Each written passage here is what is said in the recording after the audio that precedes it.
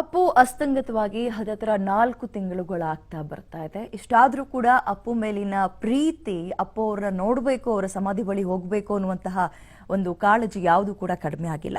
ಇಲ್ಲೊಬ್ಬ ರೈತ ಕಾಳಪ್ಪರಾಜು ಅನ್ನೋರು ಪುನೀತ್ಗೆ ವಿಭಿನ್ನವಾಗಿ ಶ್ರದ್ಧಾಂಜಲಿಯನ್ನ ಸಲ್ಲಿಸಿದ್ದಾರೆ. ಅದು ಹೇಗಪ್ಪ ಅಂದ್ರೆ, ಮತ್ತೆ ಹುಟ್ಟಿ ಬಾ ಪುನೀತ್ ರಾಜ್ಕುಮಾರ್ ಅಪ್ಪು ಅಂತ ಭತ್ತವನ್ನ ನಾಟಿ ಮಾಡಿದ್ದಾರೆ.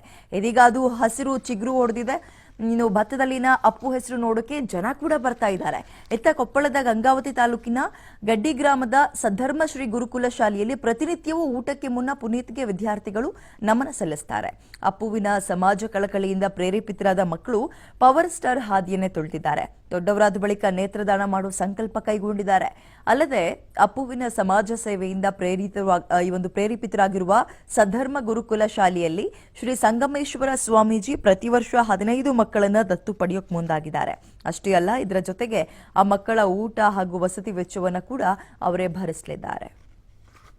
ಮುಖದ ಪರಮಾತ್ಮ ಎನಿಸಿದ ಪುನೀತ್ ಸರ್ಗೆ ನನ್ನ ನಮನಗಳು. ನಮ್ಮ ಶಾಲೆಯಲ್ಲಿ ಗುರುಗಳು ಮತ್ತು ಶಿಕ್ಷಕರು ಅಪ್ಪಾಜಿಯವರು ಸಹ ಪುನೀತ್ ಸರ್ ವ್ಯಕ್ತಿತ್ವದ ಬಗ್ಗೆ ತುಂಬ ಹೇಳುತ್ತಾರೆ. ಅದಕ್ಕಾಗಿ ನಾನು ಮುಂದೆ ದೊಡ್ಡವನಾದ ಮೇಲೆ ವೃದ್ಧಾಶ್ರಮವನ್ನು, ಮಕ್ಕಳಿಗೆ ವಿದ್ಯಾಭ್ಯಾಸವನ್ನು ಹಾಗೂ ಗೋಶಾಲೆಗಳನ್ನು ಪ್ರಾರಂಭಿಸುತ್ತೇನೆ. ಹಾಗೂ ನಾನು ದೊಡ್ಡವನಾದ ಮೇಲೆ ನನ್ನ ನೇತ್ರಗಳನ್ನು ದಾನ ಮಾಡುತ್ತೇನೆ. ಇದು ನನ್ನದಷ್ಟೇ ಅಲ್ಲ, ಮಠದ ಮಕ್ಕಳೆಲ್ಲ ಅನಿಸಿಕೆ. ಎಷ್ಟು ಹೇಳಿ ನನ್ನ ಪುನೀತ್ ಸರ್ ಬಗ್ಗೆ ನಾನು ಮಾಡುತ್ತೇನೆ. ನನಗೆ ಅಪ್ಪು ಸರ್ ಅಂದರೆ ತುಂಬ ಇಷ್ಟ. ಅವರು ಡ್ಯಾನ್ಸು ಸ್ಟೈಲು ಅವರಂದರೆ ಇಷ್ಟ. ಬಡವರಿಗೆ ಸಹಾಯ ಮಾಡ್ತಾರಲ್ಲ ಅದು ಇಷ್ಟ. ದೊಡ್ಡವಳು ಆದಮೇಲೆ ಅಂಗತೆ ಚೆನ್ನಾಗಿ ಓದಿ ಕಣ್ಣು ದಾನ ಮಾಡಬೇಕು.